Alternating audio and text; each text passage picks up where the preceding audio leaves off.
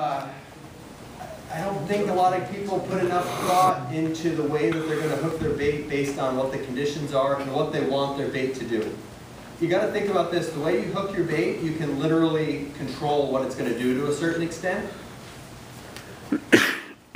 I do not nose hook my sardines. I do not nose hook my mackerel, ever. The reason for that is kind of twofold or threefold. One, everybody else is doing it. So when you hook your bait that way, like it's just generic like the other ones. And you know when it's 5-pound yellowtail in the corner and you drop your sardine down and hook one, or blowing up tuna on the corner, which we haven't had in years, all this is out the window. They're going to eat anything. I mean, I've seen where you put a fair gaff in the water and you get them. But when it's touch fishing, like scratch, picky fishing, and all the little things kind of give you an edge, right? This is where hooking your bait is really going to come into effect. So I never, ever, ever nose hook. The backstory on it is when I started working on the Excel, before I worked on the first string, the producer, and a couple overnight boats, my summers. And I was doing a lot of butt hooking and I'd nose hook. And I went on the Excel and there was like this whole new world exposed to me, like the style of fishing and the Lagos rocks and fishing for 200-pounders. It was a steep learning curve.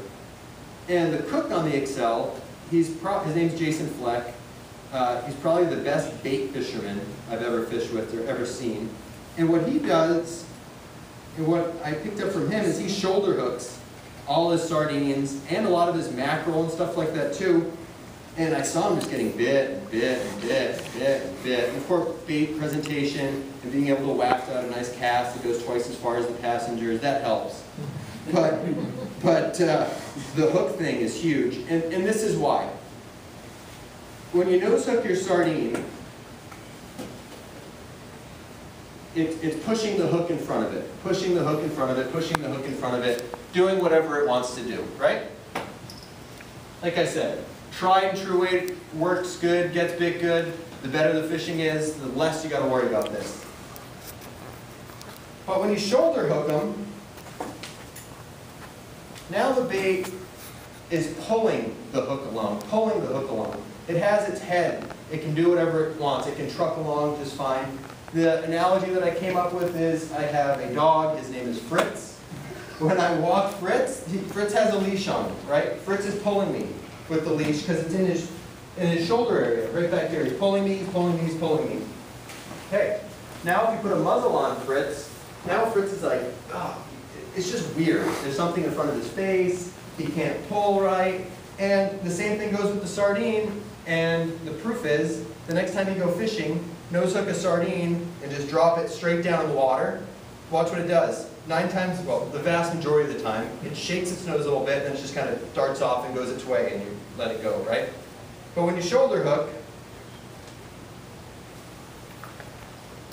it's all behind them like this.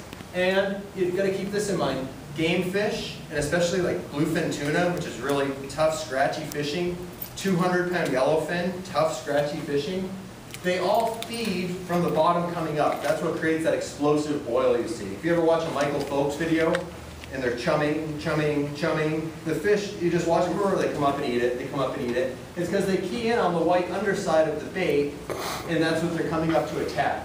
When you hook them in the shoulder, they can't see the hook too well.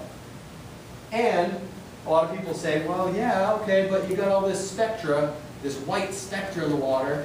Don't they see that? And the answer is no. And even